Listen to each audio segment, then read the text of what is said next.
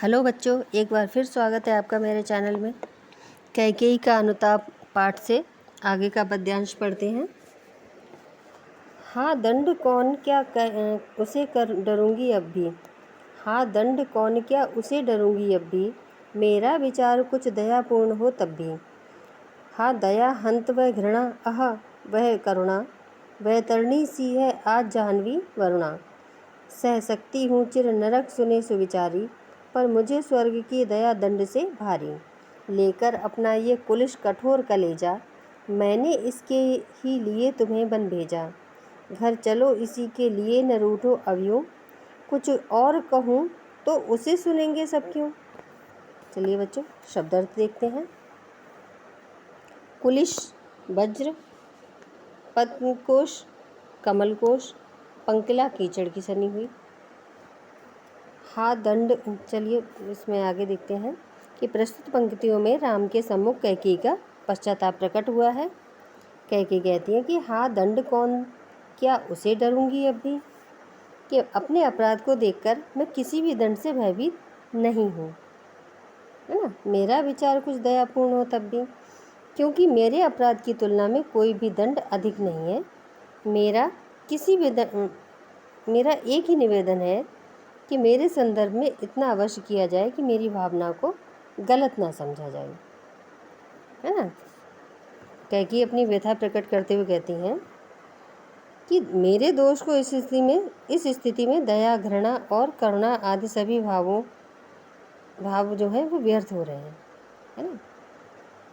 हाँ दया हंत वह घृणा आह वह करुणा, यानी कि कैकेयी कहती हैं कि मेरे दोष इस स्थिति में कौन कौन से दोष, दया घृणा और करुणा आदि सभी भाव व्यर्थ प्रतीत हो रहे हैं। वह तरणी सी है आज जाह्नवी वरुणा।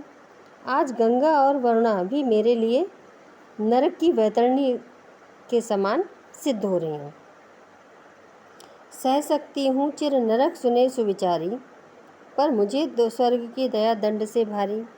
विचारवान व्यक्ति मेरी इस बात को भली प्रकार सुन ले कि मैं चिरकाल तक नरक की पीड़ा को सहन कर सकती हूँ, परंतु स्वर्ग की दया मेरे लिए नरक के दंड से भी कठोर होगी।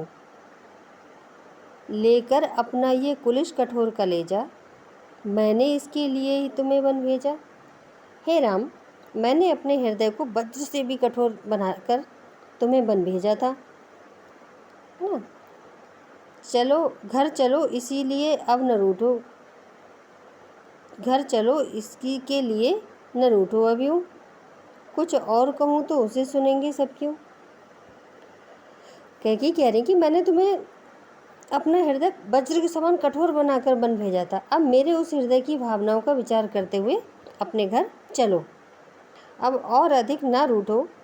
इसके अतिरिक्त यदि मैं कुछ और बात कहूँगी तो कोई भी उस बात पर विश्वास नहीं करेगा, मेरी बात को क्यों सुनेगा। चलिए बच्चों, एक बार फिर से व्याख्या देखते हैं। कैकेयी कहती है कि अपने अपराध को देखकर मैं किसी भी दंड से भयभीत नहीं हूँ, अर्थात जो मैंने किया है, जो अपराध किया है इतना बड़ा, तो उसके लिए किसी भी दंड से मुझे कोई डर नहीं है, भय नहीं है, क्योंकि मेरे अपराध की तुलना में कोई भी दंड अधिक नहीं है। मेरा एक निवेदन है कि मेरे संदर्भ में इतना अवश्य किया जाए कि मेरी भावना को गलत ना समझा जाए। अपनी व्यथा को आगे प्रकट करती हुई कैकेयी कहती है कि मेरे दोष की इस स्थिति में दया घृणा और करुणा आदि सभी भाव व्यर्थ प्रतीत हो रहे हैं। आज गंगा और वरुणा भी मेरे लिए नरक की वैतरणी के समान सिद्ध हो रही हैं। विचारवान व्यक्ति मेरी इस बात को भली प्रकार सुन ले कि मैं चिरकाल तक नरक की पीड़ा को सहन कर सकती हूँ, परंतु स्वर्ग की दया मेरे लिए नरक के दंड से भी कठोर होगी। आगे कैकेयी कहती है कि हे राम, मैंने अपने हृदय को वज्र से भी अधिक कठोर बनाकर तुम्हें बन भेजा था। अब मेरे उस हृदय की भावनाओं का विचार करते हुए अपने घर चलो। अब और अधिक न रूठो। इसके अतिरिक्त यदि कुछ और बात कहूँगी तो मेरी उस बात पर कौन विश्वास करेगा, मेरी उस बात को कौन सुनेगा। चलिए बच्चों, काव्य सौंदर्य देखते हैं। कैकेयी ने अपने अनुताप की बड़ी विनम्रता के साथ व्यक्त किया है। यानी कैकेयी ने अपने पश्चाताप, अनुताप माने पश्चाताप, पश्चाताप को बड़ी ही विनम्रता के साथ व्यक्त किया है। कैकेयी के वात्सल्य भाव की सहज अभिव्यक्ति इन पंक्तियों में हुई है। गुप्त जी ने मनोविज्ञान का आश्रय लेकर कैकेयी के चरित्र पर लगे धब्बों यानी कलंकों को साफ करने का सार्थक प्रयास किया है।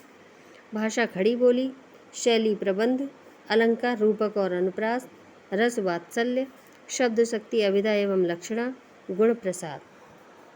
उम्मीद है बच्चों आपको पद्यांश समझ में आया होगा।